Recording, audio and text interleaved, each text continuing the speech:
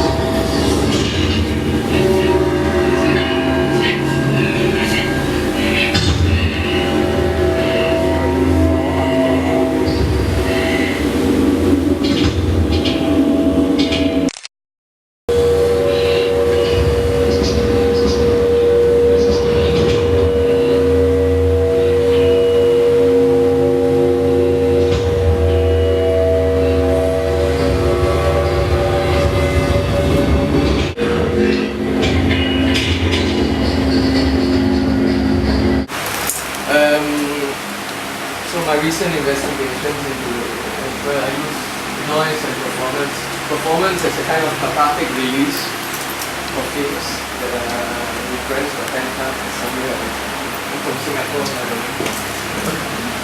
know. And noise as a kind of vehicle to facilitate the kind of trance state, because even in traditional rituals, noise has been a very important kind of element in trying to help us reach some other state of consciousness. So those have been kind of like my practices.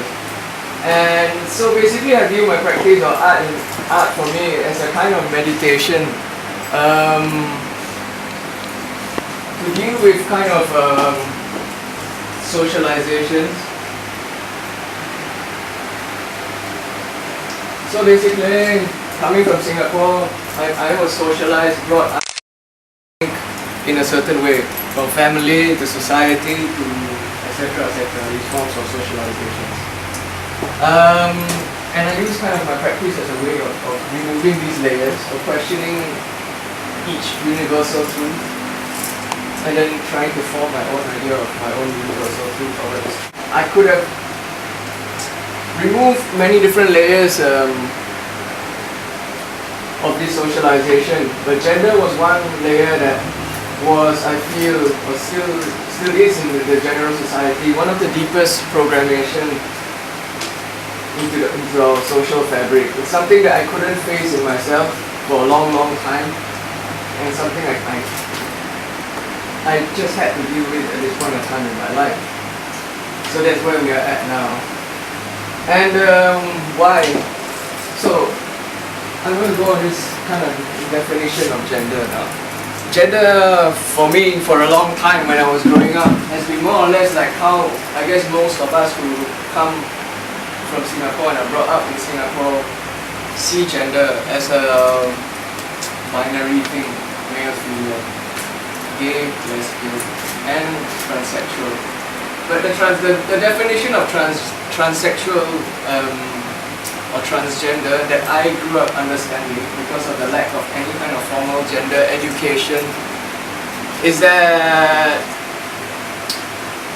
most transgender people have to conform to like a monolithic idea of what it is to be transgender. So it means I only speak from a kind of male to female transgender perspective because that's the only the only one I know. I don't really know how it is the other way around. So, we are born male, socialized male, right? And brought up male. But from a young age, you have this kind of feeling that you're born in the wrong body or something. You want to transition. Typically speaking, your sexual preference is you would start off kind of liking other guys as well. So this has been like a key point in the problem that I faced when I was growing up, is that ever since the age of 5, I wanted to, I don't know what I really wanted, it was something that I was dealing with, like wearing women's clothes and dressing up since I was 5. And then when I was 6, I got caught by my grandmother. It was a very embarrassing situation because I'm the first grandson of a Chinese family. So you can imagine the kind of stigma related to that. And I think since then, it has been repressed for a long, long time and pushed away to the back. And society has brought me up to think of myself as a kind of fetishist, a person who pursues dressing up as a form of sexual pursuit, nothing more. Right. So that was how I was brought up to think of myself. So for a long time it was like this was how I dealt with myself and my own gender. But how I redefined it, or how I've come to understand gender now, is that it is not a monolithic kind of wholesale concept where everything has to correspond and resonate harmonically with all the different elements that make up us. So if I break it down again, if I was born male, my subconscious gender is female, and for me, I'm defining myself now. My sexual preference, well, kind of anything goes, but I would say more lesbian. And the physical presentation, that is also separate. I can present myself in many different ways on a whole spectrum of masculinity, femininity, or total alien if I want. And only when I managed to separate these 4 different factors did everything kind of become a bit more clear, my own gender to me. Because it is much clearer once I've managed to separate all this, and only then did I manage to kind of see myself a bit clearer in some ways. But even after that realization, I came out publicly in this interview about gender, about my work, and still in this interview, which was published almost a year ago, I still called this whole gender thing here, I described it as an art project. And even more recently, starting from around December last year, I've been trying to work with transgender communities around the world or wherever I travel to. And I moved to Thailand last year, and I was staying in Bangkok and then in Chiang Mai, trying to look for like the transgender communities there. I thought where else better to start than in the world's most popular place for transgender people. So I went to Thailand. The first month in Bangkok was terrible. I couldn't find a way in to get into the scene there. And the way I work is very fluid. I have nothing really clearly defined except this very broad outlines that I'm going to work with transgender communities. What exactly I'm going to do, I don't know. So, I was just thinking, one of the key moments hang on, something's wrong. One of the key moments in my life that kind of affected my practice in a very, very big way was around 2007. I just moved to Rotterdam, and I was invited to this festival in Bilbao called the Festival of Multidisciplinary Art. It was basically a dance festival organized by this crazy German guy called Olaf, who has a dance school in Bilbao. Basically, he teaches improvised contact dance, and this festival was about bringing together his dancers with other disciplines.